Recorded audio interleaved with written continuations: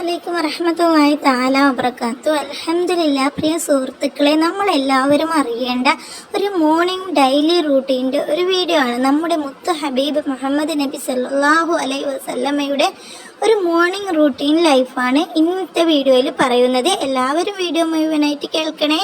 ഒരു മുസ്ലിം എന്ന സമുദായത്തിൻ്റെ ജീവിതത്തിൽ ഏറ്റവും കൂടുതൽ അറിയേണ്ട ഒരു ജീവിത കഥയാണ് നമ്മുടെ മുത്ത് ഹബീബിൻ്റെ ജീവിതകഥ. മുത്ത് ഹബീബിൻ്റെ ജീവിതചര്യ നമ്മുടെ ജീവിതത്തിൽ പകർത്തി നമ്മൾ അതുപോലെ ജീവിക്കാനായിട്ട് ശ്രമിച്ചു കഴിഞ്ഞാൽ നമുക്ക് പടച്ച റബ്ബ് സ്വർഗം തരും. നമ്മുടെ എല്ലാ കാര്യങ്ങളിലും നമുക്ക് വിജയം തരുകയും ചെയ്യും. നമ്മൾ മുത്ത് ഹബീബിൻ്റെ ചരിത്രം നമ്മൾ കേൾക്കാനായിട്ട് മനസ്സുകൊണ്ട് ശ്രമിച്ചു കഴിഞ്ഞാൽ അതിനുള്ള പ്രതിഫലം നമുക്ക് പടച്ച റബ്ബ് തരും. മറ്റുള്ളവർ കേൾക്കാനായിട്ട് നമ്മൾ കാരണമായാൽ അതിനുള്ള പ്രതിഫലവും നമുക്ക് പടച്ച റബ്ബ് തരും. നമ്മുടെ മുത്തായ ഹബീബ് മുഹമ്മദ് നബി സല്ലല്ലാഹു അലൈഹി വസല്ലമ ഉറക്കത്തിൽ നിന്നുണരുമ്പോൾ രാത്രിയിൽ 3 ഭാഗമായിട്ട് തിരിച്ചിട്ടുണ്ടായിരുന്നു. അതിൽ ലാസ്റ്റത്തെ 3ാമത്തെ ഭാഗം നമ്മുടെ മുത്ത് ഹബീബ് മുഹമ്മദ് നബി സല്ലല്ലാഹു അലൈഹി വസല്ലമ ഉണരുമായിരുന്നു. നമ്മുടെ മുത്ത് ഹബീബ് മുഹമ്മദ് നബി സല്ലല്ലാഹു അലൈഹി വസല്ലമ ഉണരുന്ന സമയം നമുക്ക് കറക്റ്റായിട്ട് പറയാൻ പറ്റില്ല. നമുക്ക് സങ്കല്പിക്കാം, ഒരു 2:30-3 മണി ആ ഒരു സമയത്തായിരിക്കും നമ്മുടെ ഹബീബ് ഉണർന്നിട്ടുണ്ടാവുക. ഉണർന്ന ഉടനെ എഴുന്നേറ്റ് പെട്ടെന്ന് അങ്ങ് പോവുകയില്ല. ഉണർന്നിട്ട് അവിടെ ഇരുന്നിട്ട് അൽഹംദുലില്ലാഹ് അല്ലസീ അഹ്യാനി ബഅദമാ അമാതനി വ ഇലൈഹി നുശൂർ, ഈ ഒരു ദിക്ർ നമ്മുടെ ഹബീബ് ചൊല്ലിയിട്ട് ആ ഒരു വിരിപ്പിൽ അവിടെ ഇരിക്കും. കുറച്ച് സമയം, ഒരു 3-4-5 മിനിറ്റ് ആ ഒരു വിരിപ്പിൽ ഇരുന്ന ശേഷം നമ്മുടെ മുത്തായ ഹബീബ് വലത് കാല് വെച്ചിട്ട് ചെരുപ്പ് ധരിക്കും. വലത് ചെരുപ്പ് ആദ്യം ധരിച്ച് റൂമിൽ നിന്ന് പുറത്തിറങ്ങും. ഹബീബ് മുഹമ്മദ് നബി സല്ലല്ലാഹു അലൈഹി വസല്ലമ പ്രഭാത കൃത്യങ്ങൾ ചെയ്യാനായിട്ട് ബാത്റൂമിലേക്ക് പോകും. ബാത്റൂമിൽ പോയി നമ്മുടെ പ്രഭാത കൃത്യങ്ങളൊക്കെ കഴിഞ്ഞു കഴിഞ്ഞാൽ നമ്മുടെ ഹബീബ് മുഹമ്മദ് നബി സല്ലല്ലാഹു അലൈഹി വസല്ലമ വുളൂ ചെയ്യുന്നതിൻ്റെ മുന്നേ ആദ്യം മുത്ത് ഹബീബ് കൈകൾ കഴുകും. അതുപോലെ ഉറക്കം നിന്ന് എഴുന്നേറ്റ് കഴിഞ്ഞാലും ആദ്യം നമ്മുടെ ഹബീബ് കൈകൾ കഴുകുമായിരുന്നു. നമ്മുടെ കൈകൾ രാത്രിയിൽ എവിടെയാണ് രാപ്പാർത്തത് എന്ന് നമുക്കറിയില്ലല്ലോ. അതുകൊണ്ട് തന്നെ നമ്മുടെ ഹബീബ് നമ്മളെ കൈ കഴുകാനായിട്ട് പഠിപ്പിച്ചിട്ടുണ്ട്. കൈകളൊക്കെ കഴുകി നമ്മുടെ ഹബീബ് മിസ്വാക്ക് ചെയ്യുമായിരുന്നു, ബ്രഷ് ചെയ്യുമായിരുന്നു. ബ്രഷ് ചെയ്യുമ്പോൾ വലത് ഭാഗത്തു നിന്നായിരുന്നു നമ്മുടെ മുഹമ്മദ് നബി സല്ലല്ലാഹു അലൈഹി വസല്ലമ പല്ല് ക്ലീനാക്കി എടുത്തത്, വൃത്തിയാക്കിയത്. അതുപോലെ നമ്മുടെ ജീവിതത്തിൽ നമ്മൾ വലത് ഭാഗത്ത് നിന്ന് ചെയ്യാനായിട്ട് നബിയുടെ സുന്നത്തുകൾ പിൻപറ്റാനായിട്ട് ശ്രമിക്കുക. അങ്ങനെ പല്ലൊക്കെ തേച്ചിട്ട് വുളുവൊക്കെ എടുത്തിട്ട് മുത്ത് ഹബീബ് അവിടെ നിന്ന് മുത്ത് ഹബീബിൻ്റെ വീട്ടിലേട്ടേക്ക് വരും.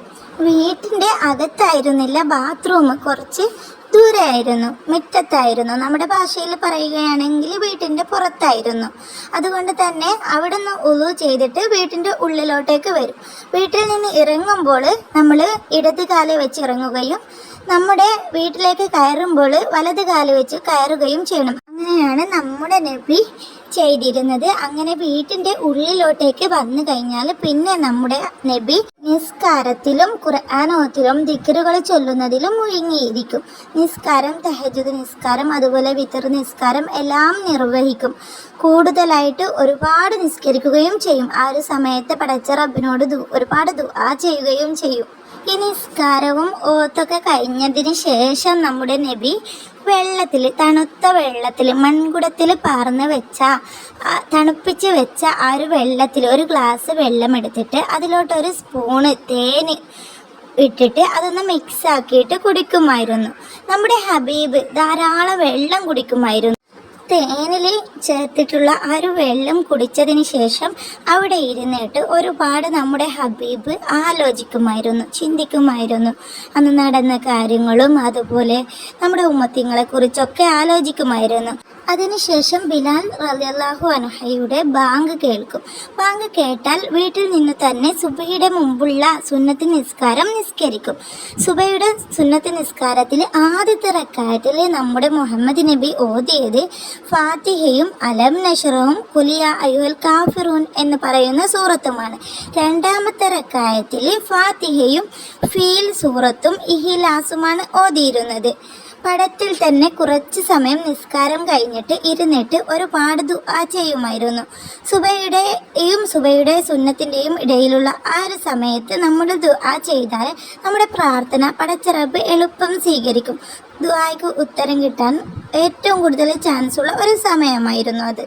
അവിടുന്ന് നിസ്കാരവും ദുആയൊക്കെ കഴിഞ്ഞിട്ട് പള്ളിയിലോട്ടേക്ക് പോകും. വീട്ടിൽ നിന്ന് ഇറങ്ങുമ്പോൾ ഇടത് കാല് വെച്ച് ഇറങ്ങും, പള്ളിയിൽ കയറുമ്പോൾ വലത് കാലം വെച്ച് ഇറങ്ങും. സുബഹി നിസ്കാരം നിർവഹിക്കും. ദിക്റുകളൊക്കെ ചൊല്ലി സുബഹി കഴിഞ്ഞതിന് ശേഷം ആ ഒരു നിസ്കാര പടത്തിൽ തന്നെ ഇരിക്കുമായിരുന്നു. തിരക്കില്ലാത്തവർ അവിടെ ഇരിക്കും, അല്ലാത്തവർ അവരുടെ കാര്യത്തിനായിട്ട് പോവുകയും ചെയ്യും. അങ്ങനെ നമ്മുടെ നബി ആ ഒരു മുസല്ലയിൽ ഇരുന്ന് സൂര്യൻ ഉദിക്കും വരെ ഇരിക്കും. എന്നിട്ട് 2 റക്അത്ത് സുന്നത്ത് നിസ്കാരം നിസ്കരിക്കും. എന്നിട്ട് കാണാനുള്ളവരെയൊക്കെ കണ്ട് എന്നിട്ട് വീട്ടിൽ പോകും.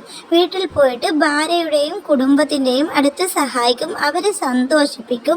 അതുപോലെ ആട്ടിനെ മേൽക്കും, കുളിക്കും, അതുപോലെ കുളിക്കാനുള്ള കാര്യങ്ങളൊക്കെ റെഡിയാക്കിയെടുക്കും, വസ്ത്രങ്ങൾ അലക്കും, ചെരുപ്പൊക്കെ കഴുകും. ഇതൊക്കെ നമ്മുടെ ഹബീബ് സ്വന്തം ചെയ്യുമായിരുന്നു. ഭാര്യമാരോട് കുശലം പറഞ്ഞ് അവരെ സന്തോഷിപ്പിക്കുകയും കുടുംബത്തിൻ്റെ കൂടെ കുറച്ച് സമയം സ്പെൻഡ് ചെയ്യുകയും ചെയ്തതിന് ശേഷം നബിയുടെ കുളിയും വുളു എടുക്കലൊക്കെ കഴിഞ്ഞ് പള്ളിയിലോട്ടേക്ക് പോകും. പള്ളിയിലോട്ടേക്ക് പോയിട്ട് അവിടെ നിന്ന് ളുഹാ നിസ്കാരം നിർവഹിക്കും.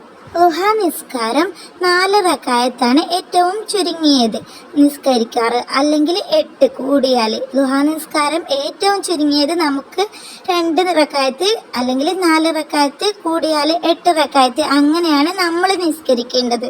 ളുഹാ നിസ്കാരം കഴിഞ്ഞാൽ 7 ഈത്തപ്പഴവും 1 ഗ്ലാസ് പാലും കഴിക്കുമായിരുന്നു. ഉണക്ക മുന്തിരിയും ചില ദിവസങ്ങളിൽ കഴിക്കുമായിരുന്നു. ഈ ഒരു സമയത്ത് 7 അജ്വ ഈത്തപ്പഴമായിരുന്നു നമ്മുടെ ഹബീബ് കഴിച്ചിരുന്നത്.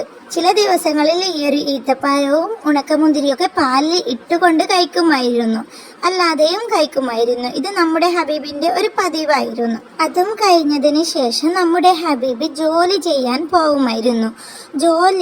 നമ്മുടെ ഹബീബിൻ്റെ ജോലി കച്ചവടക്കാരനായിരുന്നു ഒരു കാലത്ത്. അതിനുശേഷം ആട്ടിനെ മേക്കുമായിരുന്നു. അതുപോലെ കുറച്ച് ഒട്ടകങ്ങളുണ്ടായിരുന്നു, 5 ഒട്ടകങ്ങളുണ്ടായിരുന്നു.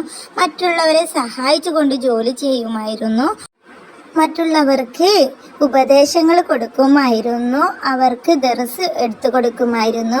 നമ്മുടെ ഹബീബിൻ്റെ അടുത്ത് ഒരുപാട് ഇസ്ലാം മത വിശ്വാസികൾ അവരുടെ പ്രയാസങ്ങൾ പറഞ്ഞു വരുമായിരുന്നു, അവർക്കുള്ള ആവശ്യങ്ങൾ പറഞ്ഞു കൊടുക്കുമായിരുന്നു, ഉപദേശങ്ങൾ കൊടുക്കുമായിരുന്നു. നുബുവത്തിന് ശേഷം കാര്യമായ ജോലിക്കൊന്നും പോയത് കിതാബിലൊന്നും കണ്ടിട്ടില്ല. നമ്മുടെ ഹബീബ് നുബുവത്തിന് മുമ്പായിരുന്നു കച്ചവടത്തിനും അതുപോലെ ആട്ടിനെ മേയ്ക്കുന്ന ജോലിക്കും മറ്റുള്ളവരെ സഹായിക്കാനായിട്ട് അവരുടെ ആട്ടിനെ മേയിച്ചു കൊടുക്കുകയൊക്കെ ചെയ്തിട്ടുണ്ടായിരുന്നു.